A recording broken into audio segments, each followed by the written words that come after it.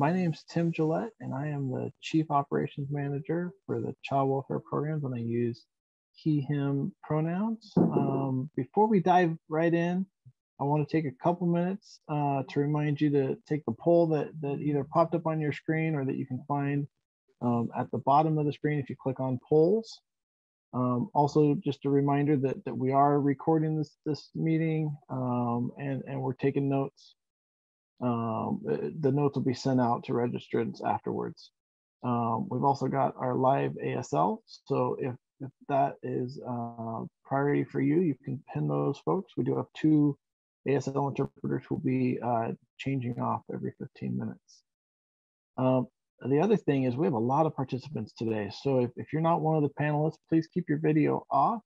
And then if you are just wanting to see the panelist windows, you can right click on one of the windows and choose to select the option to hide the non-video participants. And that'll help you stay with just the folks that are the panelists, including the ASL interpreters.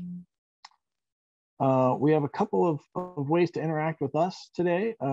There's a chat feature where you can leave comments. And then there's also a Q&A button at the bottom where you can input your questions.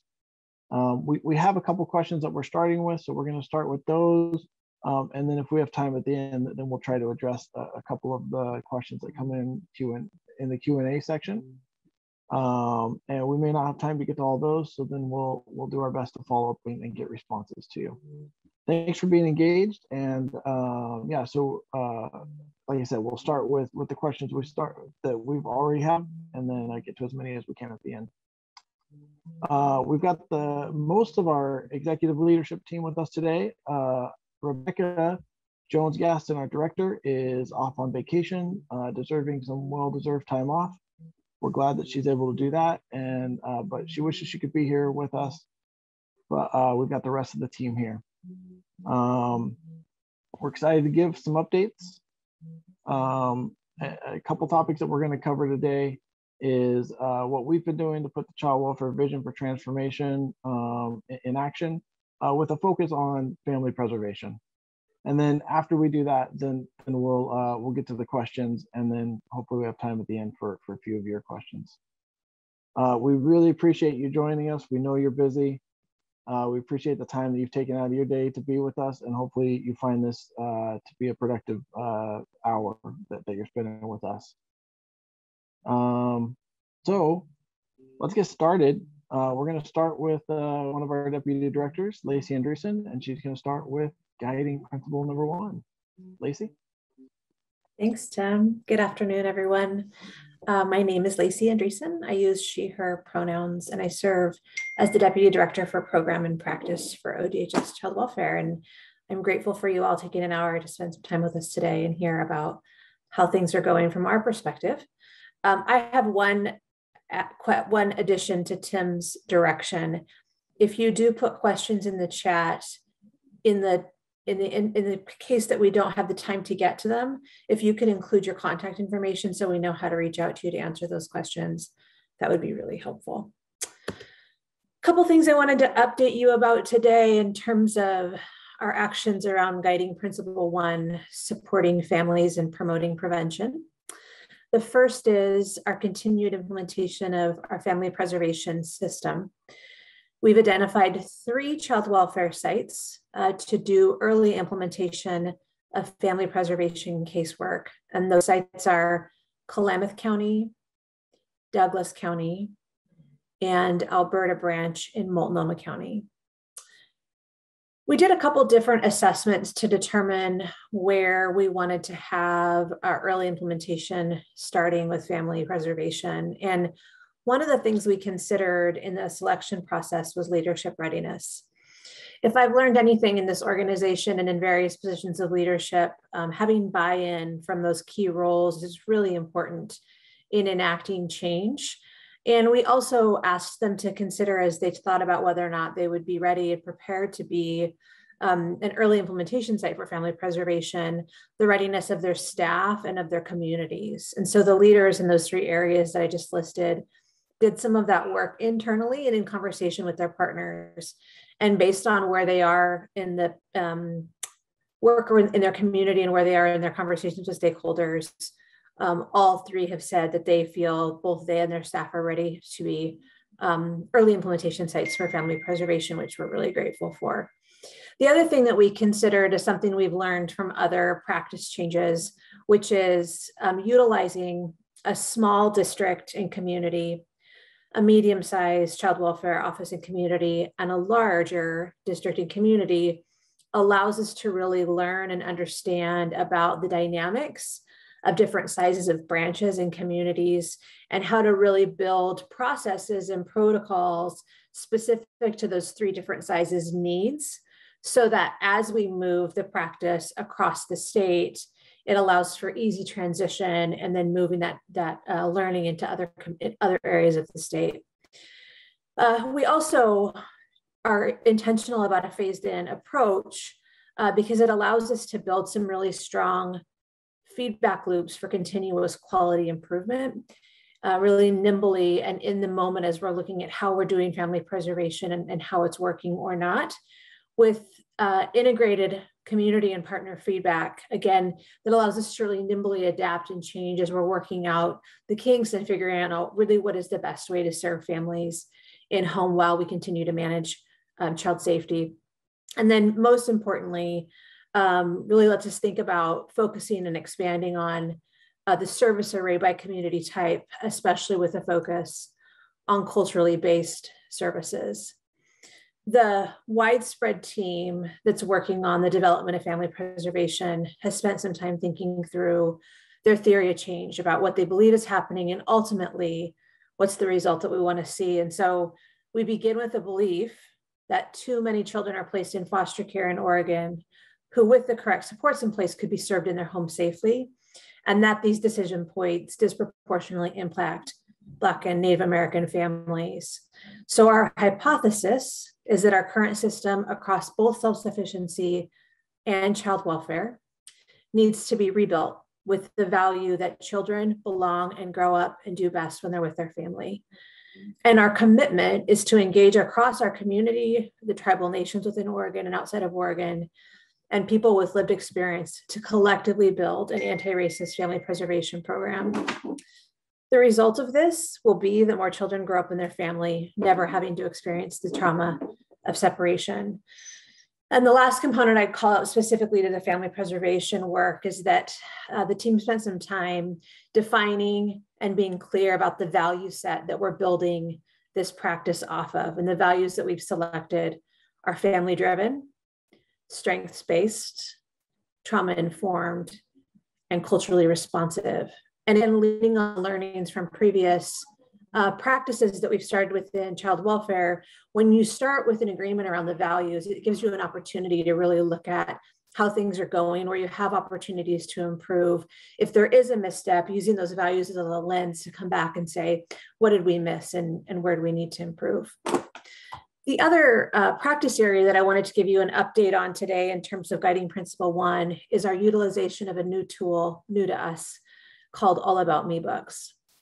Many of our staff over the years in various positions and places have had the opportunity to participate in training with Dr. Richard Rose, and we're moving his work into practice. And really, I consider us incredibly fortunate to be the first child welfare jurisdiction in the country who has systemically taken Dr. Rose's work and moved it into child welfare practice across the continuum. The All About Me books are a really great way to capture all of the engagement that our caseworkers do with children and young adults that they serve, and gives them a way to put some organization and structure on it, both for their benefit, more importantly, for the benefit of the families and children. We've talked with parents and young adults about their experience in our system, and one frequent theme is the grief and confusion at some of the gaps that folks feel in their stories. And these books are a specific tool to bridge that gap and provide children and young adults their stories of their experiences, where they lived, who they lived with, where they went to school, what kind of things they did for fun, all of the things we all remember about our childhoods. The books are an excellent tool for reunification. They can be utilized between resource parents and parents to communicate and document the experience of the child and family. And there also can be a transition assistance when children are transitioning to a permanent placement of either adoption or guardianship. We'll use the books with resource families as well and invite our staff to have opportunities to use them. I had the opportunity to create one for myself, and it was really fun. It's a trauma-informed and culturally responsive way to capture a family's experience with our system. And I'll leave you with one anecdote on this. I spoke with a person who's a grown adult now. She experienced foster care when she was 12 years old in another state, and her caseworker created a book like this for her. As an adult, she still has that with her, and she looks back on it as a way to really connect the dots around what her experience was when she was in foster care. I'm going to hand it over to Aprille to talk about updates on Guiding Principle 2. Thank you, Lacey. My name is Aprille Flint-Gerner. I use she, her pronouns. I am the other Deputy Director for ODH Child Welfare, and I am over equity training and workforce development. I am thrilled to be with you all today and hope that you all are well. I am going to spend a few moments talking about Guiding Principle 2 of the Vision for Transformation, which is really centered on enhancing our staff and infrastructure.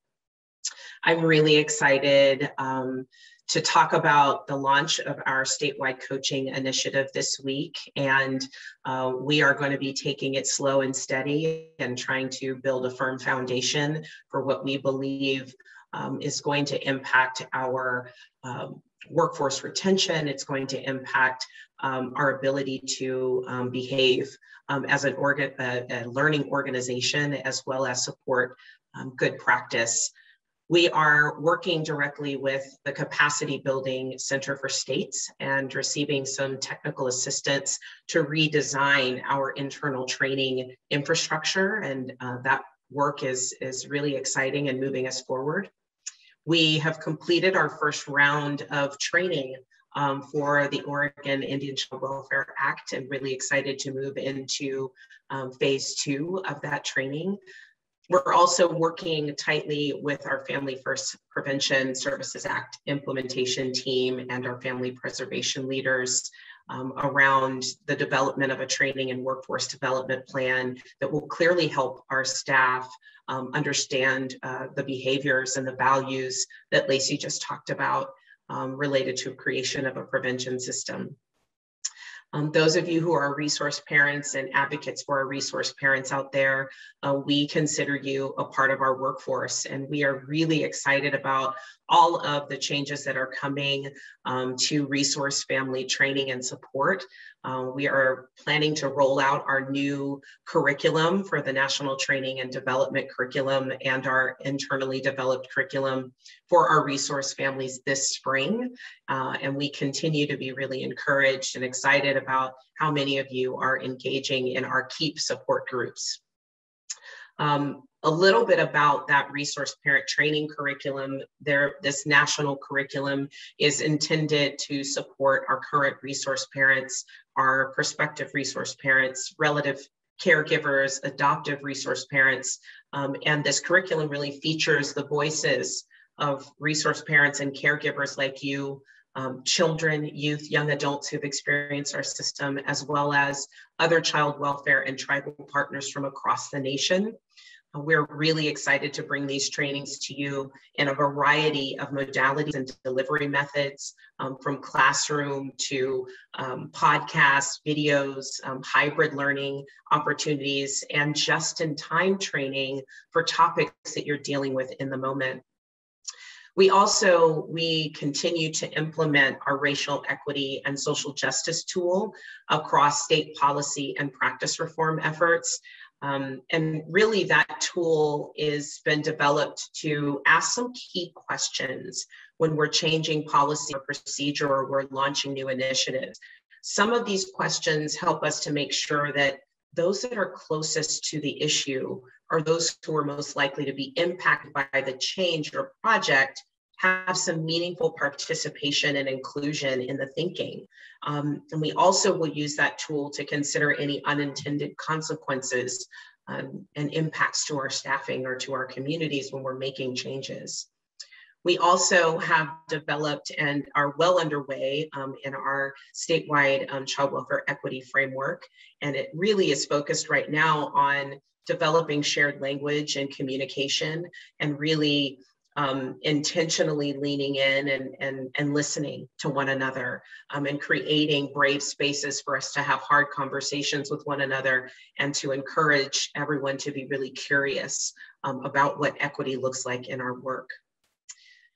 With that quick snapshot, I'll be talking quite a bit more about staffing and infrastructure later on as we answer other questions, but I'm going to first turn it over to Alysia Cox to talk about guiding principle number 3. Alysia. Thank you, Aprille. Alysia Cox, she, her pronouns, Deputy Chief of Strategy Innovation for Child Welfare. I'll be giving an update about guiding principle number 3, and if you were part of the chat last time, you know that this is really the bread and butter of all the guiding principles for me, because I really do enjoy and invigorated by the work that we have in child welfare and the opportunity to improve. And guiding principle number 3 is enhancing the structure of our system by using data with continuous quality improvement. And as part of the update, I want to acknowledge that we've been partnering with the Office of Reporting, Research, Analytics, and Implementation, or ORRAI, O-R-R-A-I, in really 2 key areas that I think will be exciting to you all to hear. One is that we've been working with our internal processes to have better data equity access, ensuring that all persons within the child welfare workforce have access to the data appropriately, timely, and then have the tools to interpret them. So we've been refining our processes and how they request data, how they can get additional support should they need some interpretation, analysis, or perhaps in the future when we build out our continuous quality improvement team, is giving persons the capacity and literacy and understanding around what can we do with the data now that we have the analysis, now we understand our current state, what's the next step in order to improve it, or what strategies do we need to implement to demonstrate some of that movement.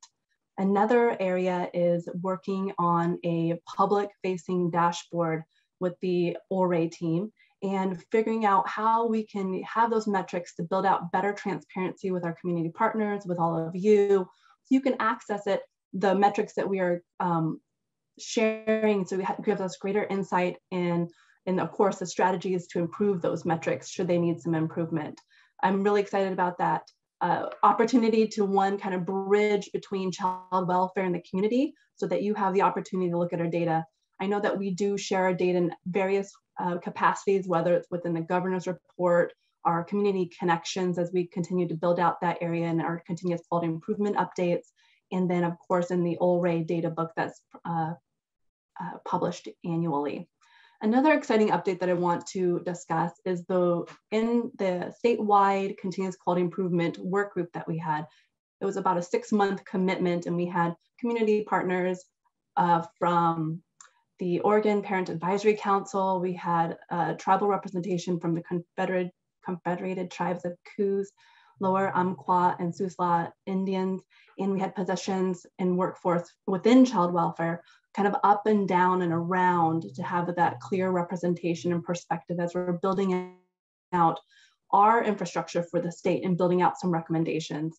I do want to share the deliverables that they were working on and committed in the last 6 months by doing gap analysis, doing research, connecting with internal programs on where we are already having continuous quality improvement efforts, where there are gaps and opportunities to expand and provide additional support, whether that's in the local office or within central office, and how those two can bridge out the feedback loop so we can feel supported in the work that we're doing.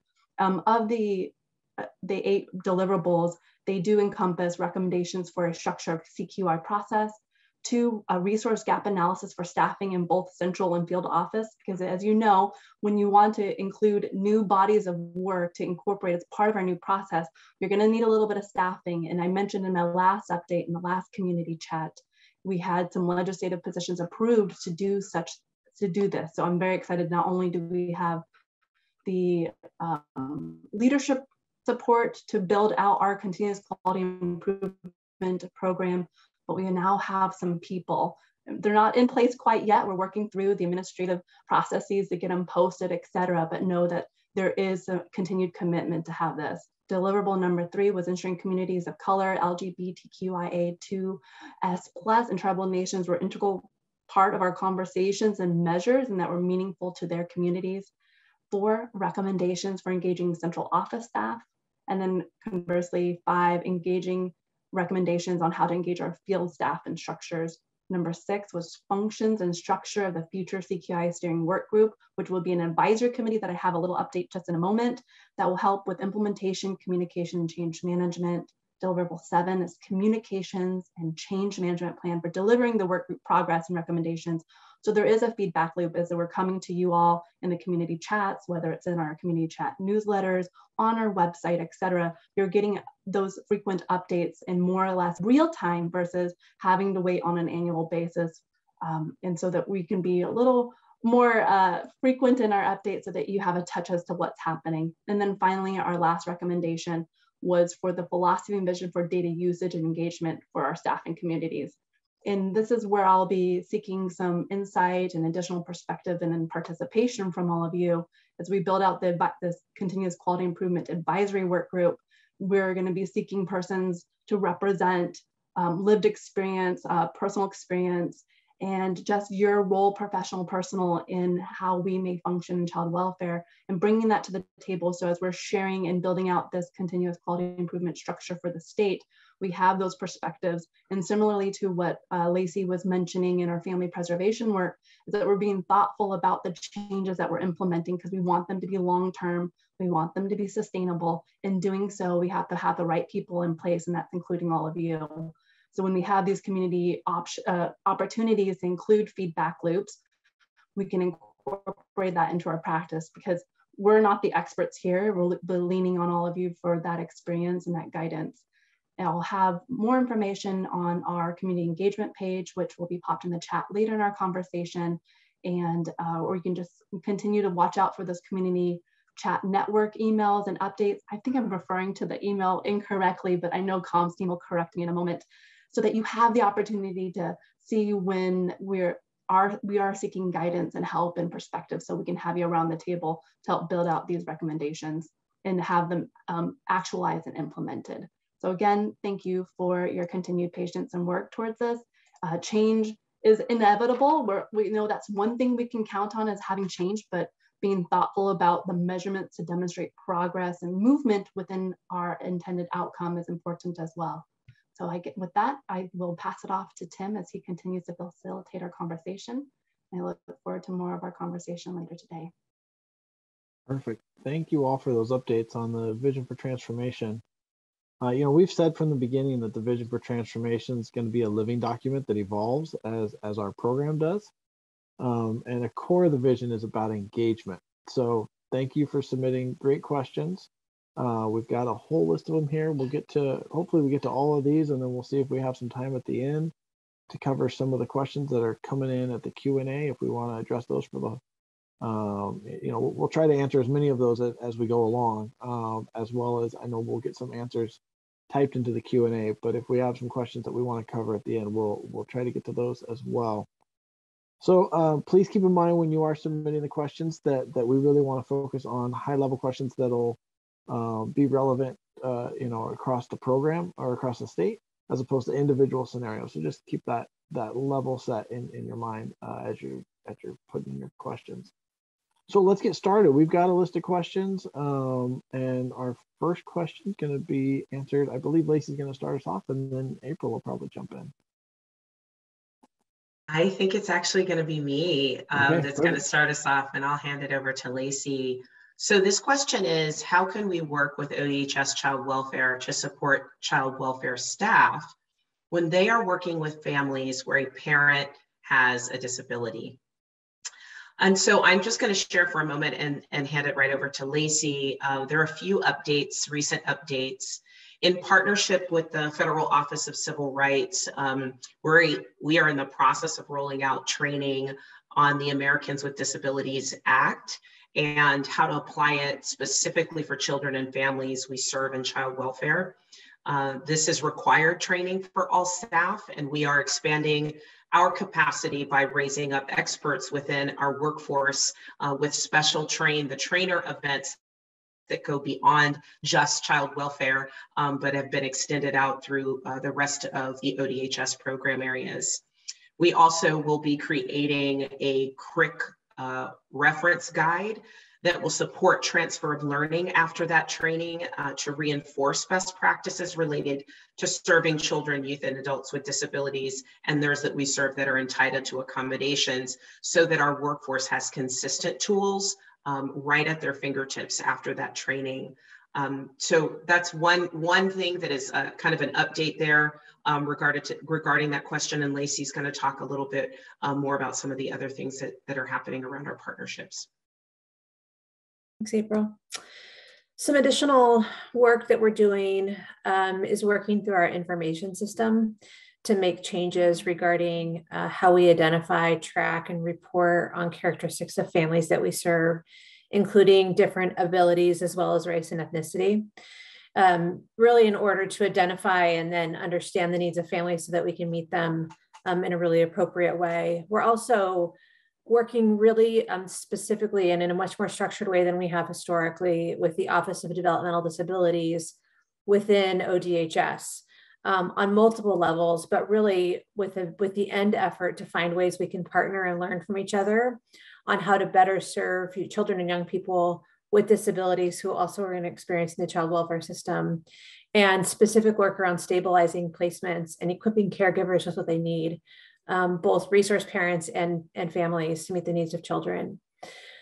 With that said, I'll offer again some of what you've already heard today, which is that we need your expertise and partnership in advocating for this work. We need to be a family serving system in Oregon that goes far beyond just the limitations of child welfare.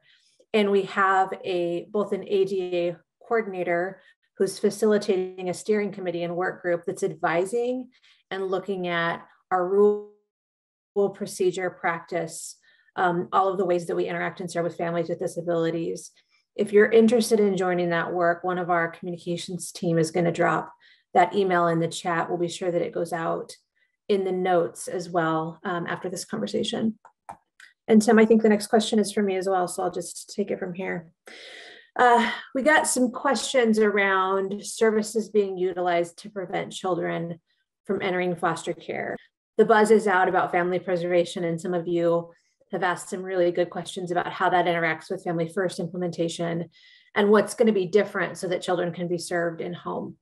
So one important piece of that is Family First. Family First Prevention Services Act is a federal mandate that allows us to utilize federal funding differently to actually utilize federal funding to pay for services that allow a child or young adult to be placed and continued in their home instead of having to enter foster care.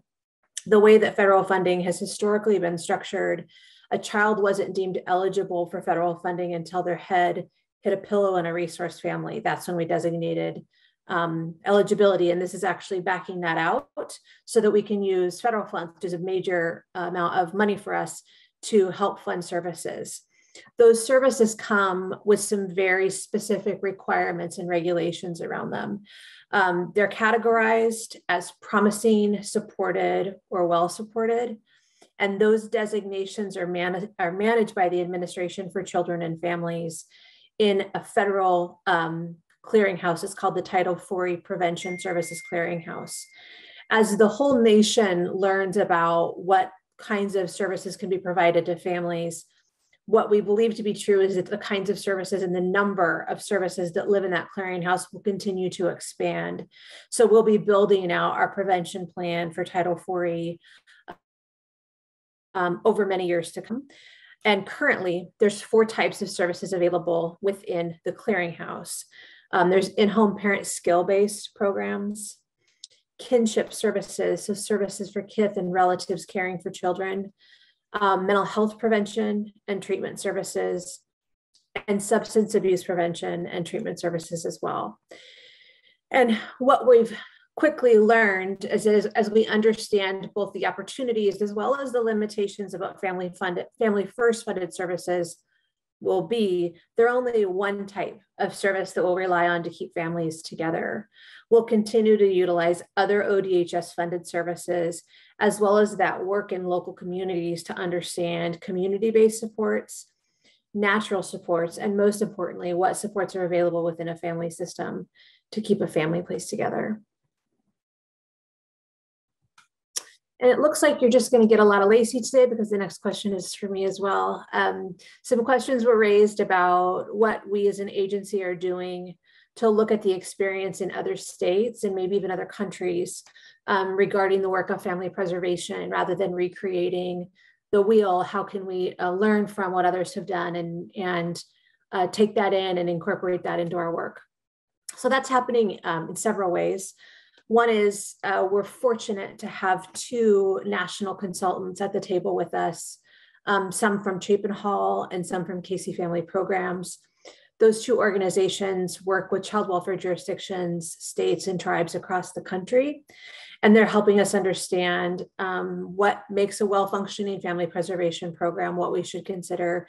And we're doing some peer-to-peer learning with other states about other states that have implemented family preservation. I'd also note that our illustrious director came from Maryland, where she and her team dramatically reduced the number of children in foster care in a pretty short period of time by really expanding their family preservation service array. So we rely on her and her wisdom a lot. We also have learned from tribal nations in Oregon. There's a couple of tribes who are miles ahead in terms of family preservation practice, and they have it well embedded within their program. And then the third effort at understanding and learning and collaborating at a national level is a national effort that's sponsored by Administration for Children and Families called Thriving Families, Safer Children. And it's really looking at facilitating collaboration within states for us to work on a model where stakeholders and people with lived experience within our systems, as well as community providers, come along to create a prevention system that cares for children and families by community without requiring child welfare involvement. So we have lots of spaces and places where we're looking at what we've learned, what we're creating here, and how we can compare and take in where there's been really good practice that's already happened around family preservation.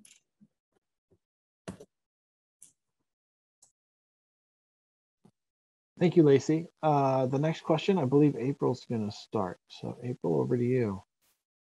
Thank you. So this question is about the Child Welfare Data Book from 2020.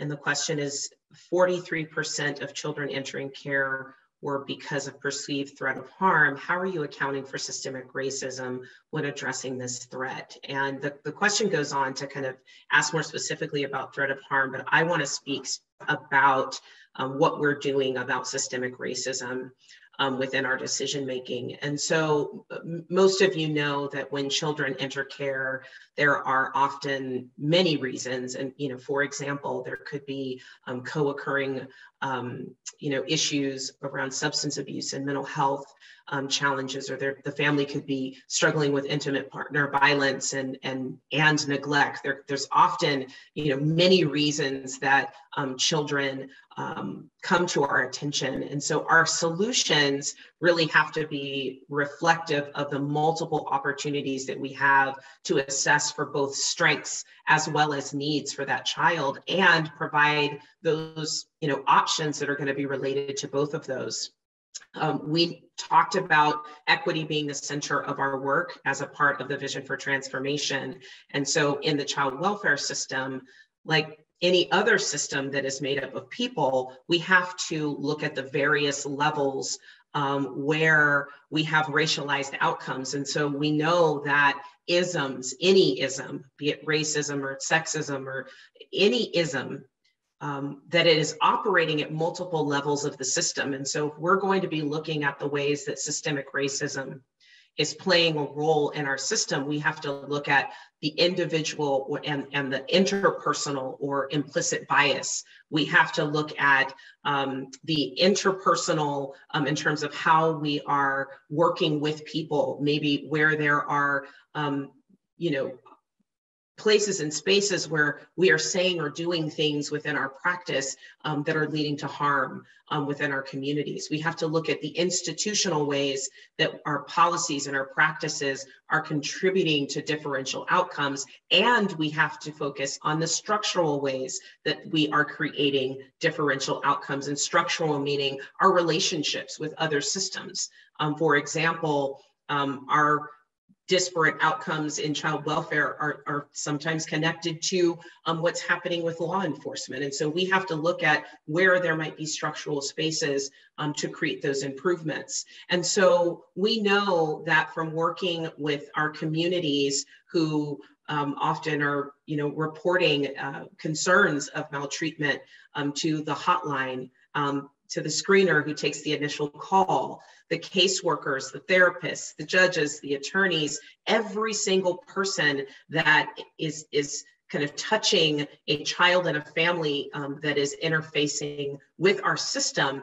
We have to do work at all of those levels if we're going to mitigate and end disproportionality and disparity in our systems. And so where we're looking at every practice, every value in our work, every training, and every decision point, every partnership, we really have to continue to do an ongoing work at every level of our system if we're going to see those changes occur.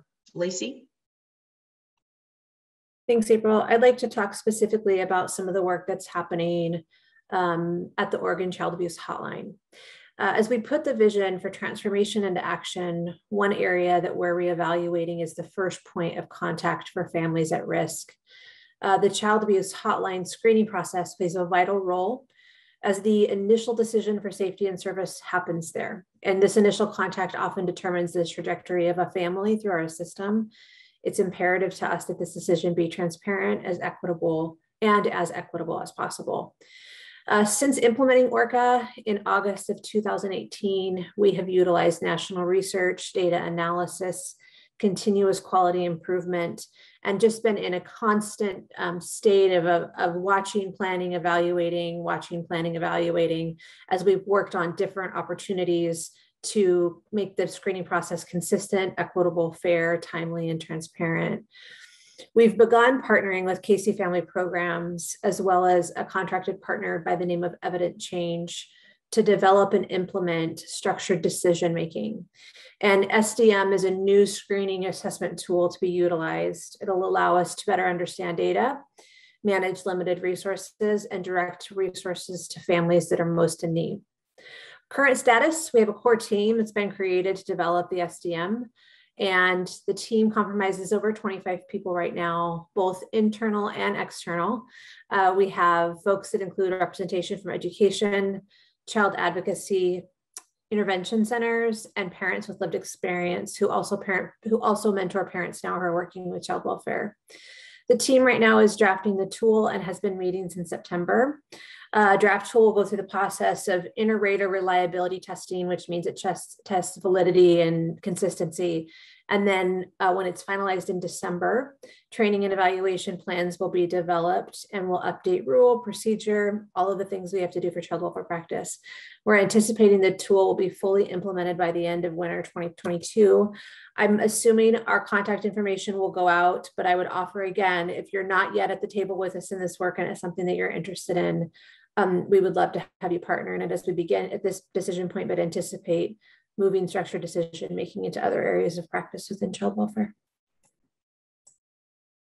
Thank you, Lacey and April. Our next questions are around transparency and data. So we're going to go to Alysia. Thank you, Tim. Alysia Cox again. And there were several questions about data sharing, transparency, increased transparency. So I'd like to address that. With my role, and I also understand that when there isn't transparency, it's hard to have accountability. So my role is to really bridge the data bridge, I guess, within child welfare in the community so that we can continue to build out this transparency with our current state and to have that feedback loop so that we can continue to give perspective and insight on the strategies that we're using to implement and inform our decision-making process. I did mention briefly that we do have several ways that we do share out information currently. So I just want to briefly talk about it again. ORRAI, the Office of Reporting, Research, Analytics, and Implementation, ORRAI, they release an annual data book which has the information with outcomes for our children and families, and then also includes specific demographic and racial data. We also have the monthly governor's report, which is saved and uploaded it on our websites. And then we have the federal reports that we have to address and that we're required to share and report out on. Again, as we are building out this transparency with our community members, I did see a question in the chat about the current reporting system that we have. Those are all bar charts and lines. And for me, I think that is a disservice to our community when we're not able to interpret and give some insight into that data. We're not able to talk about it in a way that's understandable. So the dashboard, look at the data so that it is accessible for our community members. And as we continue to build out our capacity in our data literacy and education, that's also ensuring that our community members are walking alongside us and that we're walking alongside them as we're building out our understanding and data so that we can talk about the data and the metrics in our current state, but it's understandable. And that's where I'm hoping to really bridge that. If you're looking for specific numbers or data or anything particular to a child or a case, legally that's not information we can share. But if it's something that's not already included in our data and reporting, you can send a request to the public records. They'll get you sorted and walk through some of the questions that they have for you so we can be sure to get the information that you need. And back to Tim. Thank you. Our next question is for Aprille and Lacey. I think Aprille is going to start. I am. So this question, well, it was multiple questions that we're asking about the actions that we're taking and goals we're setting to build stronger partnerships with our tribes, with other ODHS programs, Department of Corrections, our existing evidence-based home visiting programs, and with community and tribal partners and community-based organizations. So I'm going to talk just a moment about our partnerships with our tribal nations. And then I'm going to turn it over to Lacey. You know, we've really been trying to do a better job of listening and creating meaningful partnerships, mutually meaningful partnerships with our tribal nations and tribal people. And it's really crucial to the success of our vision for transformation. We've just had our 3-day statewide tribal ICWA conference this week, where we invited members from our 9 tribal nations in Oregon to speak with us regarding best practices, healing, and serving Native children and families. It was an amazing few days of learning and healing and committing to action together in partnership and community.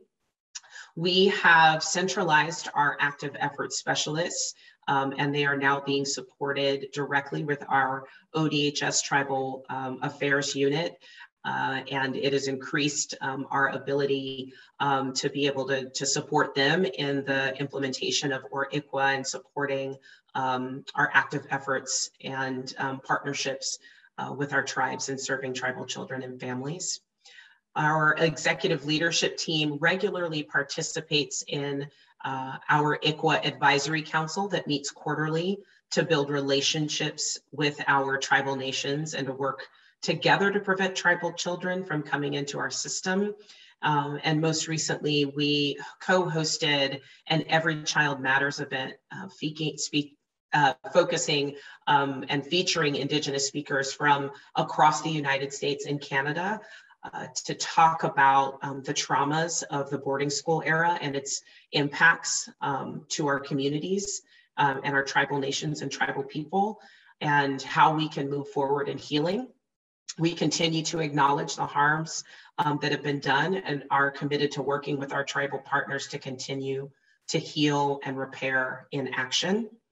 And then lastly, we're starting to do some early engagement with our tribal partners in our Office of Tribal Affairs to look at how we embed and better embed respect for the dignity and the sovereignty of our tribal nations and the spirit and intent of ICWA or ICWA into all of our training and practice as our next steps of implementing ICWA, and how we can better include the voices of those with lived experience as our content developers, trainers, and coaches in partnership with us.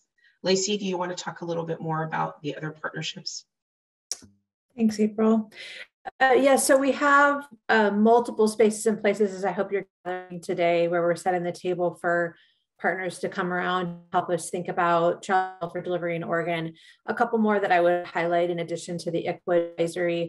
One is our Child Welfare Advisory Council. That's a statutorily guided group and process with some requirements around who is at that table. But when Aprille and Rebecca and I started bringing that team together, we said, we need diversity, we need expansion, we want to see a larger variety of types of people and stakeholders represented here. It's a pretty robust group now that's functioning as an advisory to child welfare. That room, however, is open to the public. So folks are welcome to listen in, watch and be a part of that process. That's definitely a place. You heard me reference earlier, and it bears mentioning again, we're working on family preservation work, both at the local level and statewide level across the state in a variety of groups. If you're in one of the 3 early implementation sites and not yet connected, and you'd like to be, let me know. If you're interested in the statewide work, let me know. It's really just grounded in your own community, but as we move family preservation to your area, if that's something that you're interested in, let me know as well. And I'll make sure that we get you connected, because we really want whomever is interested in helping us think this important work through to be at the table with us. And then lastly, I'd point to the Parent Advisory Council. Same group, our Child Welfare Executive Leadership Committee has a team of parents who have experienced the child welfare system, navigated it successfully, have their children back and meet with us to talk through their experiences, one, but more so to talk about now in their professional roles as mentors and navigators, what they're seeing in terms of practice, where they see gaps, where just things that they want us to know. So that those are all places where we are really building out communities, partnership in a collaborative way, sitting next to us and planning, not us just telling you all what we're doing all the time. I'm going to ask our communications team to drop our community partner page link in the chat. It's a great place to see what's going on. And always you can reach out to one of the 4 of us directly as well to find out where are places that you could be connected.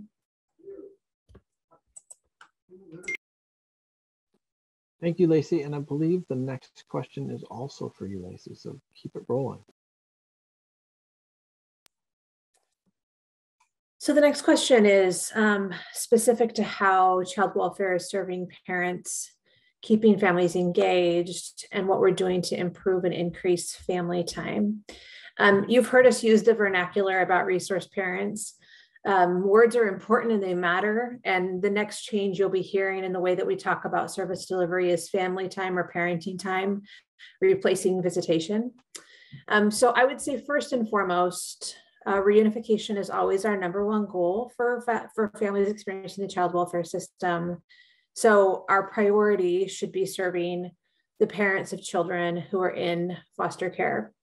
One way that we do that is certainly through partnership with all of you in reconnecting and referring parents to services. The second way that we're looking at parent engagement is something I just referenced, which is our utilization of the Parent Advisory Council. And one place that we're piloting specifically re-envisioning family time is in Clackamas County. Family time alongside the caseworker-parent relationship, in my opinion, are the 2 most critical services that we provide to families. And as we think about that vision for transformation and the guiding principle 1 that I talked about earlier, we're really looking at supporting families being trauma-informed and culturally responsive, treating families as experts in their life. And the decisions and practices around family time should be made based on the child's developmental needs, as well as what the parent needs.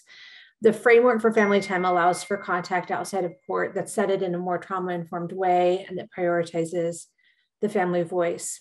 Some elements of the pilot work that we're doing in Clackamas County include an initial facilitated visit between 24 and 48 hours, a comfort call from a resource parent to a parent within 24 hours of placement, having an icebreaker and a meeting with those 2 teams within 5 days of placement, and then having a family time decision meeting led by the child's family within 10 days of the child entering care. And these are all ways that we're working on really thinking about how we get families to be able to spend the most time together, keep parent engaged as quickly as possible.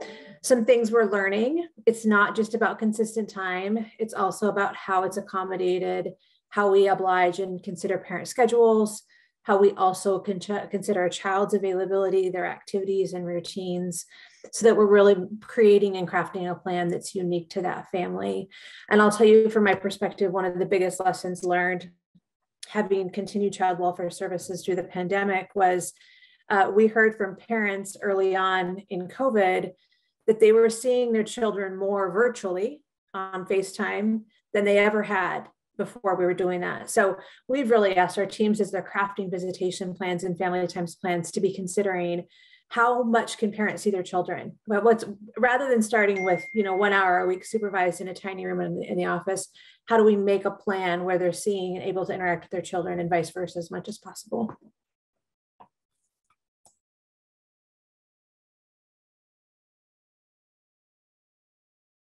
Thank you, Lacey. And I think we have time for a couple more questions. So Aprille, I think you've got the next one, and then we'll figure it out from there. Beautiful, thank you. This is Aprille. This next question is, what is your plan for training new and incoming staff on the local level, and how will you ensure workforce stabilization? So I want to talk a little bit about some of the strategic goals out of the equity training and workforce development team.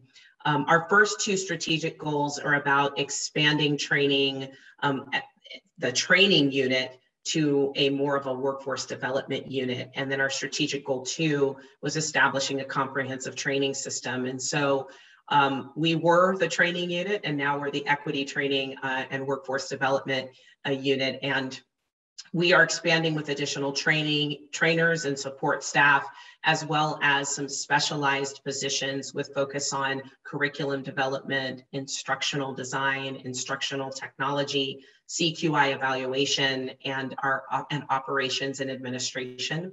These positions will enhance the quality and quantity of existing training deliverables while expanding offerings for all child welfare staff, as well as our resource families. Our team is also developing a framework for our local districts that will assist them in establishing localized training plans. This framework will include standardized orientation, best practices for onboarding, identification of key staff responsibilities for training and workforce development, as well as recommendations for time, frequency, duration of training events, and explanation of training budgets. For ensuring workforce stabilization, our strategic goals have been refine recruitment, selection, and onboarding practices, as well as further developing education and professional development plans.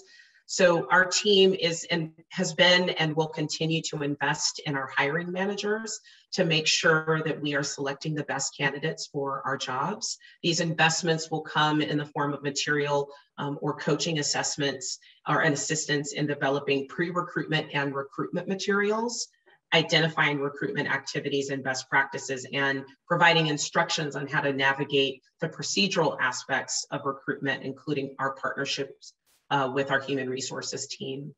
We're also reviewing our existing training plans with the intent of expanding the 12-month initial training plan for our staff to a 5-year training continuum that is scaffolded. So 1 year kind of builds on the next. This continuum will define initial training, or what needs to be completed prior to assuming duties and responsibilities of the position, as well as that ongoing training or learning activities that support proficiency and competency. And then advanced training that's really about specialized content or courses that would build upon existing expertise and improve practice outcomes. And so these plans will be position-based for every level of our system and will be connected through a career ladder to support succession planning and providing staff with information on potential career trajectory. With that, I'm going to turn it back over to Lacey.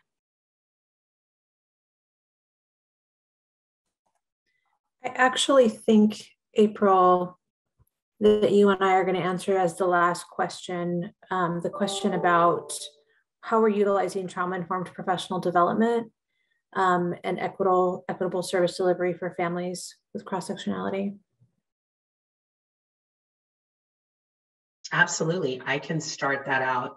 I think one of the things that we've been talking about in terms of the vision for transformation, we keep talking about equity being the work, equity being, our North Star, where we're creating value for intersectional identities and diverse backgrounds, lived experiences with people that we're working with every day to build the capacity of our leaders to really understand how people experience the world.